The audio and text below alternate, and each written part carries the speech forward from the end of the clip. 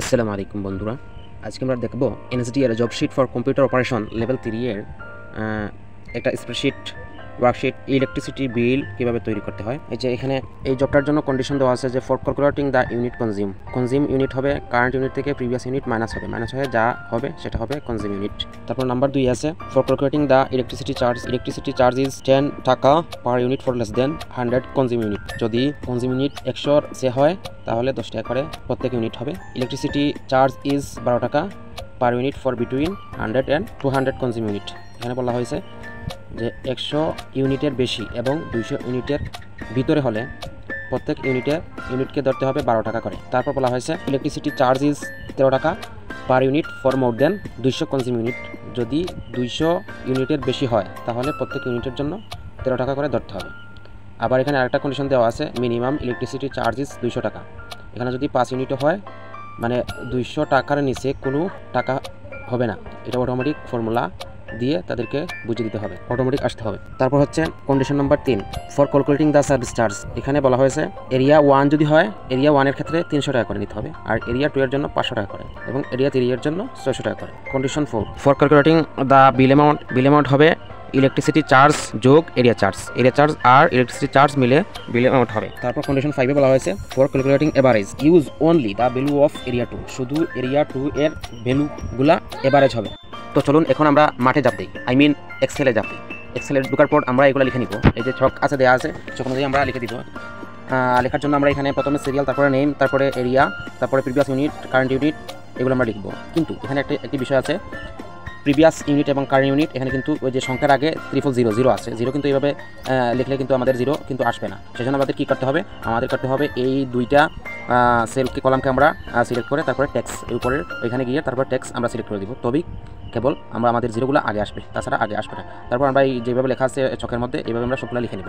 লিখে নেওয়ার পর আমাদের আসল কাজ শুরু হবে। কনজিউম ইউনিট, আমাদের কনজিউম ইউনিটটা হবে কারেন্ট ইউনিট থেকে প্রিভিয়াস ইউনিট মাইনাস হয়ে যা আসবে তাই এখানে বসবে। এখানে আমরা এগুলা ইকুয়াল, তারপর কারেন্ট ইউনিট ক্লিক করবো, তারপর মাইনাস দিব, তারপর প্রিভিয়াস ইউনিটে ক্লিক করার পর আমরা এগুলা ড্রাগ করলেই অটোমেটিক আমাদের উত্তরগুলো চলে আসবে। ইলেকট্রিসিটি চার্জের ক্ষেত্রে আমরা এখানের মধ্যে এই যে ফাংশন কন্ডিশন বলে দেওয়া আছে, এখানের মধ্যে আমরা ফর্মুলা অনুযায়ী কাজ করব। এখানে বলা হয়েছে ইলেকট্রিসিটি চার্জ ইজ 10 টাকা per unit for less than 100 consume unit. যদি 100 ইউনিটের নিচে হয় তাহলে প্রত্যেক ইউনিটের জন্য ধরতে হবে 10 টাকা করে।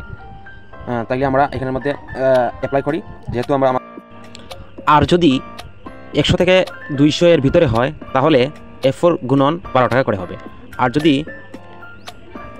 F4 200 ইউনিটের বেশি হয় তাহলে F4 গুণন 13 টাকা করে হবে, আদারওয়াইজ 0 হবে। তারপর আমরা প্যাকেট ক্লোজ করার পর এন্টার দিব, তারপর ফলাফল আমাদের চলে আসবে। অতঃপর আমরা ড্রাগ করলে তারপর সব ফলাফল চলে আসবে। তারপর আমরা চলে যাব সার্ভিস চার্জে। এখানে বলা হয়েছে এরিয়া 1 এর জন্য সার্ভিস চার্জ হবে 300 টাকা, এরিয়া 2 এর জন্য সার্ভিস চার্জ হবে 500 টাকা, এরিয়া 3 এর জন্য সার্ভিস চার্জ হবে 600 টাকা। চলুন আমরা এই ফর্মুলাগুলো অ্যাপ্লাই করি।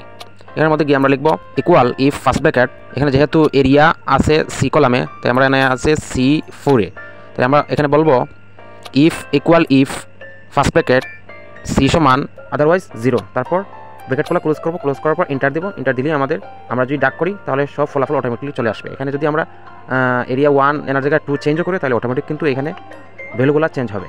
আশা করি বুঝতে পারছেন। তারপর আমরা চলে যাব বিল অ্যামাউন্ট।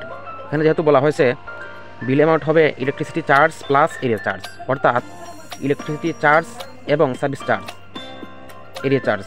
ইলেকট্রিসিটি চার্জ এবং এরিয়া চার্জ দুইটা যোগ হয়ে যা আসবে তা হবে বিল অ্যামাউন্ট। তাইলে আমরা এখানে এর মধ্যে লিখব equal electricity charge plus area charge, তারপর এন্টার দিব, তারপর টোটাল আমাদের ফলাফলটা বের হয়ে আসবে। তারপর ড্রাগ করব, আমাদের সম্পূর্ণ ফলাফল চলে আসবে। তারপর আমরা চলে যাব এভারেজ।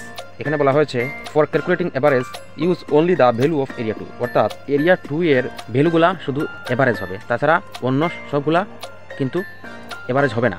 সেজন্য আমাদের কাস্টম ফর্মুলা ইউজ করতে হবে। এখানে equal average if first bracket, তারপরে এই যে এরিয়ার সবগুলা সেল সিলেক্ট করতে হবে, সিলেক্ট করার পর কমা দিতে হবে, তারপর কোটেশন দিয়ে এরিয়া 2 কোটেশন কমা, তারপর এই যে বিল অ্যামাউন্টের সবগুলো সিলেক্ট করতে হবে, তারপর ব্র্যাকেট ক্লোজ করতে হবে, ব্র্যাকেট ক্লোজ করে এন্টার দিতে হবে। এন্টার দিলেই আমাদের এরিয়া 2 এর এভারেজ শুধু বের হবে। এখানে যদি আমরা এরিয়া 1 2 চেঞ্জও করি তারপরে কিন্তু এখানে ভ্যালুগুলো চেঞ্জ হবে। যে কোনোটা আমরা চেঞ্জ করি এখানে কিন্তু ভ্যালুগুলো চেঞ্জ হবে। এটা হচ্ছে সঠিক নিয়ম। এখানে আরও কিছু কন্ডিশন রয়েছে, যেমন এডিশনাল ইনস্ট্রাকশন। এখানে দেওয়া আছে make a copy of the worksheet within the same workbook and name it filter. এটা ওই এক্সেল শিটের মধ্যে আরেকটা স্লাইডে ফিল্টার নাম দিয়ে সেভ করতে হবে। তারপর ওইগুলো কপি করে ওইখানে নিয়ে তারপরে পেস্ট করতে হবে। তারপর বলছে set the filter option using header row, একটা হেডার ফিল্টার ইউজ করার জন্য।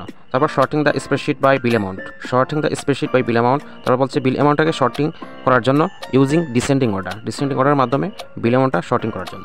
তারপর বলা হয়েছে use the same fill and font colour of the cell contain duplicate ভ্যালুর মাধ্যমে ফন্ট কালার এবং ফিল করার জন্য বলা হয়েছে। Set page number at footer of the worksheet, অর্থাৎ ওয়ার্কশিটের নিচে পেজ নাম্বার সেট করার জন্য বলা হয়েছে। এই ছিল আজকের ভিডিওটি কেমন লাগছে ভালো লাগলে লাইক কমেন্ট করুন এবং সাবস্ক্রাইব করে পাশে থাকুন। ধন্যবাদ।